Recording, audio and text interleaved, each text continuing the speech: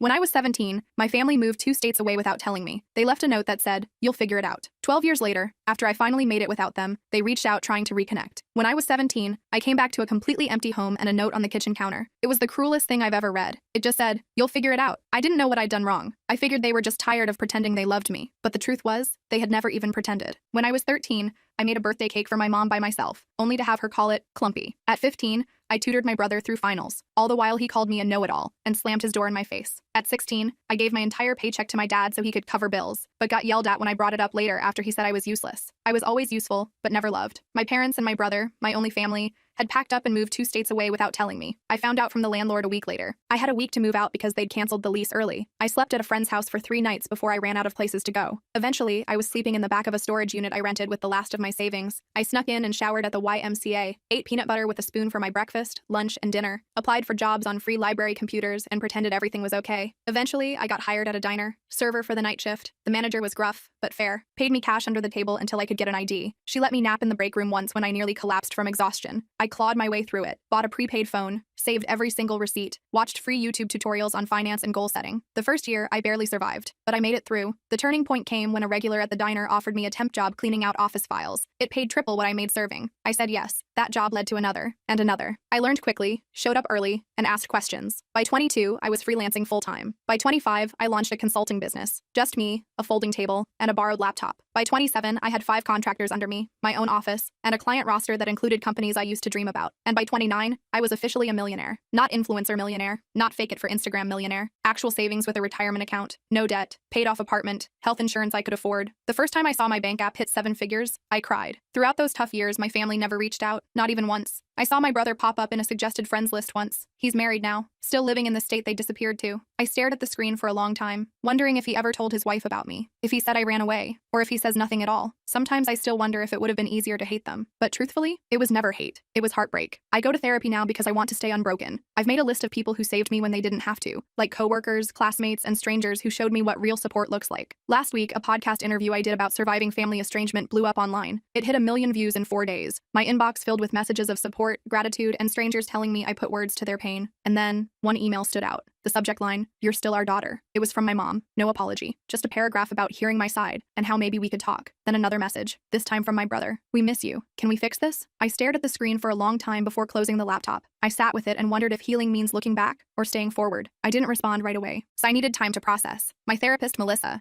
suggested I take at least a week before making any decisions. "Give yourself space to feel whatever comes up," she said during our session. "There's no rush to respond." So I did. I focused on work, went to the gym, had dinner with friends. Normal stuff. But those emails haunted me. I kept opening them, reading them, closing them again. My mom's message felt cold, clinical almost, like she was reaching out to a distant acquaintance. My brother's was shorter but somehow felt more genuine. I couldn't stop thinking about them. After 10 days, I decided to reply to my brother first. Just something simple. I wrote, "It's been 12 years. What changed?" Then I hit send before I could overthink it. His response came within an hour. He said the podcast made him realize what they'd done. He claimed he was only 15 when they left me, that he didn't have a choice, that he'd always wondered about me, that he'd looked me up online a few times over the years but never had the courage to reach out, that seeing me successful made him proud. I didn't buy it. Not completely. If he'd been so concerned, why wait until I was publicly successful? I asked him exactly that. His next email was longer. He admitted that money was tight for them, that my parents' business had failed, that his wife was pregnant with their second child, that medical bills were piling up. I felt my stomach drop. There it was, the real reason. I didn't respond for another week. Then my mom sent a follow-up email with old family photos attached. Pictures of me as a baby, pictures of us at the beach when I was maybe 5 or 6, pictures of me and Michael building a snowman, happy moments that felt like they belonged to someone else's life. At the bottom of the email, she wrote, "We made mistakes. We want to make amends." I showed the emails to Melissa during our next session. She reminded me that I was in control, that I could set boundaries, that I didn't owe them anything. But she also said that closure might help me move forward, whether that meant reconciliation or a final goodbye. I nodded along, but inside I felt conflicted. Part of me wanted to tell them to go to hell. Another part wanted to understand why they left me. And a tiny, stupid part of me still wanted them to love me. I decided to meet my brother first. Just him. No parents. We arranged to meet at a coffee shop in Chicago, halfway between where we both lived. I flew in that morning, checked into a hotel, and tried to calm my nerves. I almost canceled 3 times. But at 2 p.m., I walked into that coffee shop and saw him immediately. He looked older, heavier, with a receding hairline, but his eyes were the same. He stood up when he saw me, awkward and uncertain. I didn't hug him. We just sat across from each other with our coffees, like strangers. The first 20 minutes were painful. Small talk about the weather, about my flight, about his drive. Then he started apologizing. "Emma, I'm so sorry," Michael said, his voice cracking. "I was just a kid when it happened. I didn't know they they were planning to leave you behind until it was too late. I was too scared to stand up to them. I just listened, watching his face for signs of deception. He seemed sincere, but I'd been fooled before. I asked him the question that had haunted me for 12 years. Why me? Why was I the one left behind? He looked down at his coffee. They always saw you as the strong one, the independent one, the one who would be fine on your own. They thought you didn't need them as much as I did. They convinced themselves you'd be better off without them. It was the most ridiculous thing I'd ever heard. I told him about the storage unit, about eating peanut butter for weeks, about showering at the YMCA and working night shifts at 17. His face crumpled. I didn't know, he whispered. They told me you had a plan, that you wanted to stay behind, that you were going to live with a friend's family, that you'd chosen to separate from us. All lies. By the end of our meeting, I wasn't sure what to think. He seemed genuinely remorseful. He showed me pictures of his wife and daughter, told me about his job as an accountant, asked about my business, didn't directly ask for money, which surprised me. When we parted, he hugged me. I let him, but I didn't hug back. I just stood there, arms at my sides, feeling nothing. Back at my hotel, I called Melissa, told her everything. She pointed out that while my brother seemed sorry, he was still framing himself as a victim rather than acknowledging his role in my abandonment. She was right. He'd been 15, not 5. Old enough to pick up a phone, old enough to send an email, old enough to check on me at some point in 12 years. That night, my mom called. I hadn't given her my number, so Michael must have. I almost didn't answer, but curiosity won out. Her voice sounded older, raspier. She cried when I said hello, started talking about how proud she was of me, how she'd always known I would succeed, how special I was. I let her talk herself out. Then I asked her the same question I'd asked my brother. Why me? Her answer was different. We were in debt, Emma. We couldn't afford 3 mouths to feed. We knew you were smart enough to make it on your own. We figured you'd go to social services and get placed with a better family. We thought we were doing you a favor. I hung up on her, blocked her number immediately, threw my phone across the room and screamed into a pillow. The next morning, I had an email from my dad. First contact in 12 years. He didn't apologize. Instead, he wrote about how hard their lives had been, about medical bills and failed businesses, about how Michael's wife needed surgery, about how they were facing eviction. Then, at the very end, he asked if I could help the family out. Not a single question about my life, not a single acknowledgement of what they'd done. I forwarded the email to Melissa with the subject line, and there it is. She called me immediately, despite it being Sunday. We talked for an hour, about boundaries, about forgiveness versus reconciliation, about the difference between helping someone and enabling them, about what I actually wanted versus what I thought I should want. By Monday morning, I had made my decision. I emailed my brother, told him I was glad we'd met, that I understood he was in a difficult position when we were younger, that I was willing to have a relationship with him and his family, but with clear boundaries. No money, no loans, no financial support of any kind, and no relationship with our parents until they took full responsibility for their actions. His response was immediate and telling. I'm really disappointed, Emma, he wrote. Our parents really need help. Families should support each other. You're being selfish with your success. All the guilt buttons they'd installed in me as a child, pushed at once. I didn't respond. Instead, I booked an appointment with Melissa and a vacation to Bali. I needed space to process everything. 3 days later, Michael called, left a voicemail apologizing for his email, said he understood my position, said he still wanted a relationship on my terms, said he'd respect my boundaries. I listened to it twice, trying to decide if he was sincere or just changing tactics. I decided to give him one more chance, but with my guard up. I went to Bali anyway, spent 2 weeks on the beach, hiking through rice fields, and meditating. I needed the distance. When I got back, I had 6 more emails from my dad, each more desperate than the last. I didn't read past the subject lines. I also had a text from Michael asking if we could talk again. I agreed to a phone call, nothing more. The call started okay. He apologized again for pushing. I've been thinking a lot about what you told me, he said. I'm in therapy now too. I believed that part. He sounded different, less defensive. We talked about his kids, about my business, normal stuff. Then he mentioned that our parents were coming to visit him next weekend, asked if I would consider meeting them, just for an hour, in a public place. I felt my chest tighten. I'm not ready for that, Michael. He pushed a little but backed off when I got quiet. After we hung up, I called Melissa. We had an emergency session that night. She helped me realize I was afraid of seeing them. Not because I hated them, but because I still craved their approval. Still wanted them to love me. Still wanted to be enough. It was pathetic, but it was true. I cried for an hour in her office. The next day, Michael texted again. Said our mom was crying all night after he told her I wouldn't meet them. Said our dad was talking about driving to my city anyway. I felt panicky. Blocked Michael's number immediately. Then I called my assistant and told her I was working from home for the week. Ordered groceries for delivery. Basically hid in my apartment like a scared kid. On Wednesday, the doorman called up. Said there was a couple asking for me. Wouldn't give their names. I knew instantly. Told him I wasn't accepting visitors. 5 minutes later, my phone rang from an unknown number. I let it go to voicemail. It was my dad. Emma, we drove 8 hours to see you, his angry voice said. You're being childish. We deserve a chance to explain. I deleted the message and turned off my phone. Thursday morning, I woke up to someone pounding on my door. I froze in bed, heart racing, checked the peephole. It was them, my parents, standing in my hallway like they had any right to be there. Emma, please. My mom's voice came through the door. We just want to talk to you. We know you're in there, my dad added. We love you. We're sorry. I didn't open the door. I sat on the floor with my back against the wall, shaking. Eventually, they left. I called building security immediately, told them not to let those people up again. The guard sounded concerned, asked if I needed police. I said no, just don't let them up. Then I called Melissa. She came over on her lunch break, brought me a sandwich and sat with me while I cried, told me I had every right to set boundaries, that I didn't owe them a meeting, that what they were doing was harassment, not reconciliation. After she left, I got an email from Michael. He was furious. Said I'd humiliated our parents. Said they were staying in a cheap motel they couldn't afford because they were so desperate to see me. Said his wife needed surgery next month and they were hoping I could help. Said I was being cruel. I didn't respond. Friday morning, I decided I needed to leave town for a while. Booked a flight to visit my friend Rachel in Portland. She'd been one of the people who helped me when I was homeless. Let me crash on her couch for a week when I had nowhere else to go. I trusted her completely. I was throwing clothes in a suitcase when my phone rang. Unknown number again. I ignored it. 10 minutes later, my doorman called. Said there was a woman downstairs having what looked like a medical issue. Said she was asking for me by name. Claimed to be my mother. I felt sick. Told him to call an ambulance if she needed help, but I wasn't coming down. He sounded uncomfortable but agreed. I finished packing and headed downstairs an hour later. Checked the lobby carefully before entering. No sign of them. I felt relieved but also weirdly guilty. The doorman gave me a strange look as I passed. Told me the ambulance had come. That the woman had been having chest pains. That she'd been taken to Memorial Hospital. I nodded and hurried out to my waiting Uber. At the airport, I got another call from Michael. I almost didn't answer, but something made me pick up. Mom had a heart attack. He was crying. She's in surgery. This is your fault for stressing her out. I hung up on him. Called Melissa instead. She answered immediately. I told her what happened. Asked if I was a terrible person. Emma, listen to me, she said firmly. You are not responsible for your mother's health. This feels like another manipulation tactic. Get on your plane and take care of yourself. I did. Spent the weekend with Rachel. Told her everything. She remembered when my family abandoned me. Remembered how broken I'd been. She was furious on my behalf. They don't deserve a minute of your time, she said, pouring me another glass of wine. Not after what they did to you. It felt good to have someone so firmly in my corner. Sunday night, I got an email from my dad. My mom was stable, had a stent put in, would be released Tuesday. The email ended with, "She's asking for you. Don't you think you've punished us enough?" I showed Rachel. She rolled her eyes so hard I thought they might get stuck. Told me this was textbook guilt tripping. I knew she was right, but part of me still felt responsible. I flew home Monday. Found flowers outside my apartment door. The card said, "Please call us. We're staying at the Holiday Inn until Wednesday. No apology. No acknowledgement of boundaries. Just another demand." I threw the flowers in the trash chute. Tuesday morning, I got a text from an unknown number. It was a photo of my mom in a hospital bed, looking pale and small. The message said, "She might not have much time left. Do you really want to live with this regret?" I blocked the number. Called Melissa. She suggested I take a social media break, change my number, maybe even stay with a friend for a while. I agreed. Called my assistant and told her I'd be working remotely for 2 weeks. Packed another bag. Before I could leave, my doorman called again. Said there was a young woman downstairs asking for me. Said she had a small child with her. Said she claimed to be my sister-in-law. I felt cornered. These people wouldn't stop. I told the doorman to send her up. Decided to face this head on. The woman who knocked on my door looked exhausted. Had dark circles under her eyes. Was holding a sleeping toddler against her shoulder. "I'm Jenny," she said quietly. "Michael's wife. I came alone because I wanted to talk to you without family drama." I let her in reluctantly. Offered her water. She accepted gratefully. Jenny put her sleeping daughter on my couch, tucking a blanket around her. Then she sat at my kitchen table and started talking. "I only learned about you 3 years ago," she admitted. "Michael told me you ran away at 17. Cut contact with the family. I always thought it was strange but never pushed. Hearing your podcast was a shock. I confronted him, and he finally admitted the truth. I just listened, not sure what to believe anymore." Jenny seemed sincere. "I'm horrified by what they did to you," she continued. "I insisted Michael reach out, but I had no idea they were going to ask you for money. I'm embarrassed and angry about that. Yes, I do need surgery for a thyroid condition, but we have insurance. Your parents are the ones in financial trouble, not us." I asked her why she'd come. She looked me straight in the eyes. "You deserve to know the whole truth," she said. "Your parents have been telling everyone you abandoned the family, that you were mentally unstable, that you stole money from them before disappearing, that they spent years looking for you. All lies to cover what they'd done." I felt like I'd been punched. "How do you know this is true?" She pulled out her phone, showed me Facebook posts from years back. My mom asking for prayers to find her troubled daughter. My dad claiming I'd taken their savings before running away. Posts about hiring private investigators, about checking homeless shelters. All carefully crafted to make them look like victims. All dated years after they'd abandoned me. Jenny apologized for being part of it, even unknowingly. Said she'd confronted my parents too. That they'd admitted everything to her when she threatened to tell the whole family the truth. That they were desperate now because their lies were unraveling. That my podcast had people asking questions they couldn't answer. Her daughter woke up then. A cute little girl with curly hair. "This is Lily," Jenny said softly. "She's 3. I have another daughter on the way. I want my children to know their aunt, but only if you want that too. No pressure, no guilt. Just an open door if you ever choose to walk through it." After they left, I sat in my apartment for hours, processing, called Melissa again, told her everything Jenny had said. She wasn't surprised. "Abusers often control the narrative," she explained. "They create alternate realities where they're the victims." She asked what I wanted to do now. I honestly didn't know. That night, I got another email from my dad. This one was different, angry, threatening. Said if I'd told lies about them online, they would sue me for defamation. Said they had proof I'd stolen from them. Said they'd go to the media with their side if I didn't take down the podcast and issue a public apology. Said they expected financial compensation for the damage to their reputations. I forwarded it to Melissa, then to my lawyer, Marcus. He called me immediately. "This is empty threatening," he assured me. "Truth is an absolute defense against defamation. Save everything but don't respond. I'll handle it if they actually file anything," which I doubt they will. People who are actually going to sue don't usually announce it first. The next day, I got a call from Michael. I let it go to voicemail. He sounded panicked. "Emma, Jenny told me she visited you. Our parents are furious. They're saying terrible things about her now too. I'm scared they're going to try something desperate. Please call me back on Jenny's phone, not mine. I didn't know what to believe anymore. Called Marcus again. He suggested meeting Michael and Jenny somewhere public, with him present as my lawyer, just to hear them out. I agreed reluctantly. We set up a meeting at a restaurant near Marcus's office for the next day. They showed up on time. Both looked terrible. Stressed. Exhausted. Jenny had a bruise on her arm she kept trying to hide. Michael couldn't make eye contact. I'm Marcus, Emma's attorney, he said as we sat down, which made Michael flinch. But we sat down, ordered coffee, and they started talking. The story that came out was worse than I'd imagined. My parents had been living off Michael for years, moving in and out of his house, taking money for emergencies, watching his kids while criticizing his parenting. When Jenny confronted them about me, my dad had grabbed her arm, hard enough to leave marks. Michael had kicked them out. They were now staying in a motel, calling constantly, showing up at his work. I listened without interrupting, watched my brother break down as he described how our parents had controlled him his entire life, how they'd convinced him I abandoned them, how he'd been too scared to question their version of events, how he'd been trapped in their web of manipulation and lies for 12 years, how he was terrified they would hurt Jenny or the kids. Marcus asked careful questions about financial entanglements, about house titles and bank accounts, about whether my parents had keys to their house. Michael answered everything, said they'd co-signed his mortgage, said his dad was still on his bank account from when he was in college, said they had spare keys, said they knew all his passwords. Marcus took notes, occasionally glancing at me. By the end of the meeting, I felt drained but clearer. This wasn't just about me anymore. Michael and Jenny were victims too, in their own way. Different from me, but still trapped. Marcus suggested they speak to a lawyer of their own, gave them a colleague's card, told them to change their locks, passwords, and bank accounts immediately. They nodded, looking overwhelmed but grateful. As we were leaving, Michael hugged me. This time, I hugged him back. It wasn't forgiveness, not yet, but it was something. A recognition that we'd both been damaged by the same people, that maybe we could help each other heal. That night, I got a series of increasingly unhinged texts from my parents' numbers. Accusations, threats, guilt trips. I blocked them all. Then I called Jenny, asked if they were safe. She said yes. They'd changed the locks, stayed with friends the night before, were looking into a restraining order. I felt relieved but still worried. The next morning, I woke up to my phone ringing. It was Jenny, hysterical. They broke into our house, she sobbed. They took Lily's baby photos, important documents, Michael's laptop. They left a note. Family matters should stay in the family. I told her to call the police immediately, said I'd meet them at their house, called Marcus on my way. When I arrived, there was a police car outside their house. An officer was taking statements in the living room. The place was a mess. Drawers pulled out, papers scattered. Michael was sitting on the couch, head in his hands. Jenny was pointing out missing items to the officer. I introduced myself as family, there to help. The officer seemed skeptical that grandparents would break in. Are you sure they didn't just use a key? He asked. Maybe this is a misunderstanding? Jenny showed him her bruised arm, told him about the escalating behavior, about the threats, about how they'd been stalking them. He took notes but didn't seem convinced. Said without evidence, it would be hard to prove who did this. After the police left, we cleaned up together. Found more missing things. Photo albums, financial documents, the spare key to their car. Michael looked defeated. This is my fault, he said. I should have protected my family better. Should have stood up to them years ago. Should have looked for you harder. I didn't disagree, but I didn't pile on either. We were beyond that now. Marcus arrived as we were finishing, looked around grimly, said this changed things, that we needed to document everything, that breaking and entering was a serious crime, that we should all stay somewhere else for a few days, that he'd help us file for emergency restraining orders in the morning. We nodded, too exhausted to argue. Jenny packed bags for them while Michael and I secured the house as best we could, changed locks again, checked windows, discussed security cameras. It felt surreal, taking these precautions against our own parents, but also necessary. They'd crossed a line that couldn't be uncrossed. As we were leaving, Michael got a text from our dad. Just 3 words. We're watching you. He showed it to me, hands shaking. I took a screenshot, sent it to Marcus. Then I made a decision. Told them they were coming to stay with me. My building had security, cameras, a doorman who already knew not to let our parents in. They accepted gratefully. That night, the 4 of us ate takeout in my living room. Lily played with toys Jenny had packed. We talked quietly about next steps, about restraining orders, about police reports, about changing phone numbers and email addresses, about possibly moving to a new house, about how to protect themselves long term. It wasn't the family reunion I'd ever imagined. Sitting there with the brother who'd let me be abandoned, his wife who'd believed lies about me, and their daughter who was innocent in all of this. But somehow, it felt right. Like we were finally facing the truth together. Like maybe, just maybe, we could build something new from the ashes of what our parents had destroyed. The next morning, Marcus called, said he'd filed emergency restraining orders for all of us, said we needed to appear in court next week to make them permanent, said he'd also reported the break-in to a detective he knew,